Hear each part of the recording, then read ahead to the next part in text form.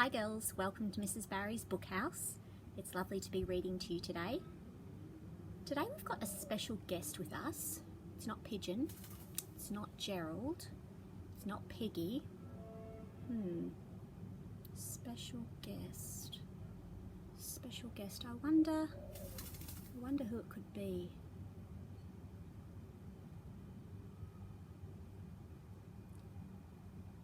That's right, it's one of our Cyclone Larry stick insects.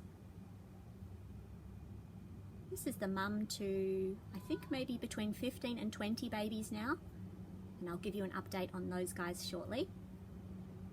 Today she wanted to listen to a story called Phasmid, Saving the Lord Howe stick insect.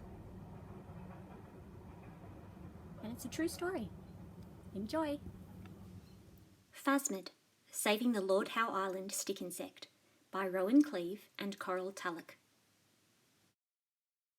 Sometimes a story of animal survival in the wild is so unbelievable that you could not possibly think it was true. This is one such story of how a few dedicated people rediscovered a lost species and others are working together to save it from extinction. Welcome to my home, Lord Howe Island. My beautiful island is an extinct volcano that formed about 7 million years ago. It is located in the Tasman Sea, 600 kilometres east of the Australian mainland. Lord Howe Island is also known as the Last Paradise. The world has recognised the island's beauty and biodiversity and has promised to protect it for future generations. Ball's Pyramid is a smaller island that lies 23 kilometres southeast of Lord Howe Island. It is the tallest volcanic stack in the world, rising 551 metres above sea level. My life begins inside a small egg. It is a funny looking egg with a round cap at one end, but this is no ordinary little egg. My mother can bury my egg underground. She carefully covers my egg with dirt to keep me safe and warm. I'm not the only egg my mother will lay. She can lay up to 300 eggs in her lifetime. I grow inside my little egg for at least 6 months, and I may keep growing for up to 9 months. I grow until I am 3 times longer than my egg. My egg is about 6 millimetres long, but when I'm ready to hatch, my body is about 2 centimetres long. How do I fit inside my tiny egg? I am very soft and carefully folded up like a paperclip. There is no more room left inside my egg now. Early one morning, the cap on my egg pops open. It's time to break free, but it is a hard struggle. I use my head to help push the cap open so I can escape. I push up and up through the dirt until at last I see the morning sky. It is very tiring for me to get out of my egg, and I have to rest often. I use my legs and abdomen to pull and pry my way out. I am bright green and I have 6 legs. I have 2 very long antennae on my head. I climb the nearest bush as fast as I can. It is hard to see me resting here. Camouflage is my best chance for survival in the wild. I must hide from predators like birds. They see me as their next meal. I should be safe hiding among the green leaves. Over many months, I begin to change how I look and behave. I do not have a backbone, but have an exoskeleton on the outside of my body. I must molt my exoskeleton and grow a new one up to 9 times before I become an adult.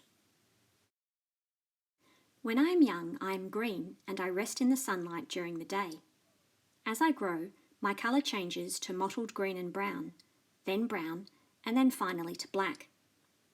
I now like to hide during the day and am fully nocturnal.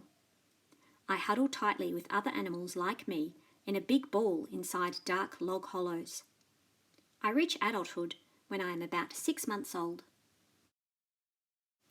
It's only safe to venture out at night to feed and explore.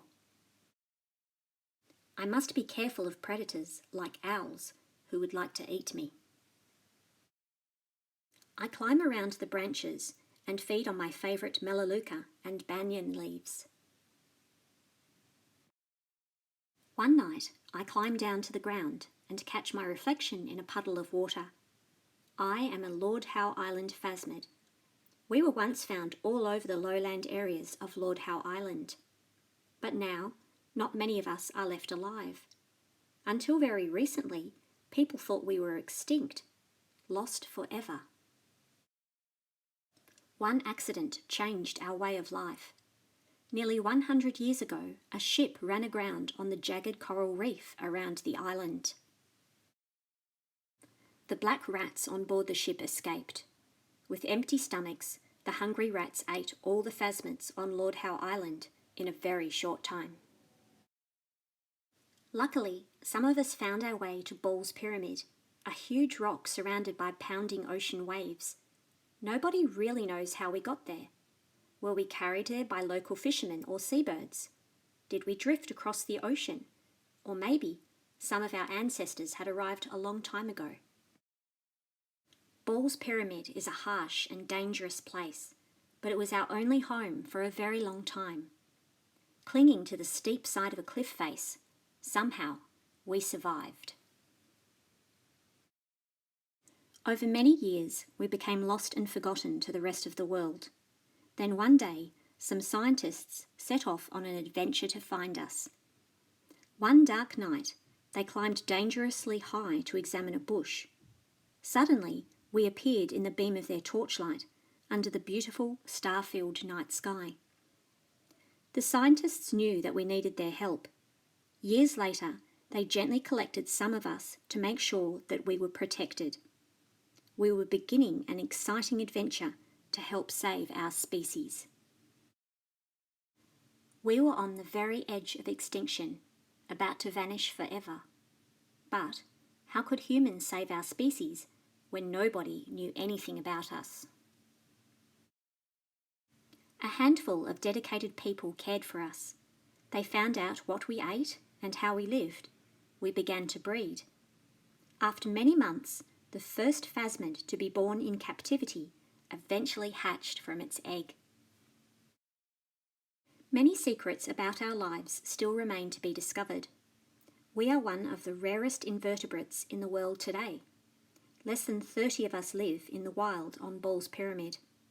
One day, we hope to return to Lord Howe Island, our beautiful home. We have survived because a few devoted people cared enough to want to save us. They wanted to help rescue one of the world's most critically endangered species. All it took was for one little egg to hatch. What did you think of today's story, girls? Would you give it a thumbs up? One in the middle? Or maybe a thumbs down? Piggy gave it a thumbs up. She really liked it and learnt some new things. Gerald thought it was a little bit long, so he gave it a thumb in the middle. Pigeon usually just likes to read books about buses and transport, so Pigeon gave it a thumbs down. Is it okay that the toys had different opinions? I think so. See you next time. Bye.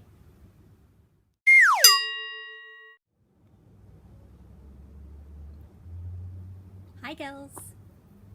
Welcome to the book house. I'm outside today for our story. I think it is time to start about now.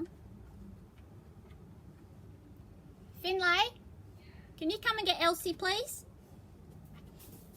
No, go back. And shut the back door. Thanks, love.